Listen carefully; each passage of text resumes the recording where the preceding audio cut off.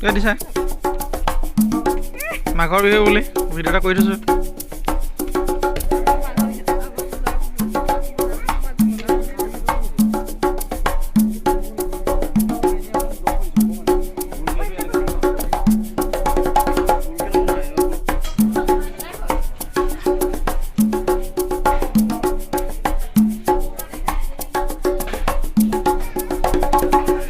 ওপৰকে আছে চোৱা চোৱা চোৱা হেপী বাৰ্থডে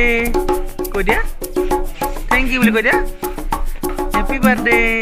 থেংক ইউ কোৱা থেংক ইউ কৈ দিয়া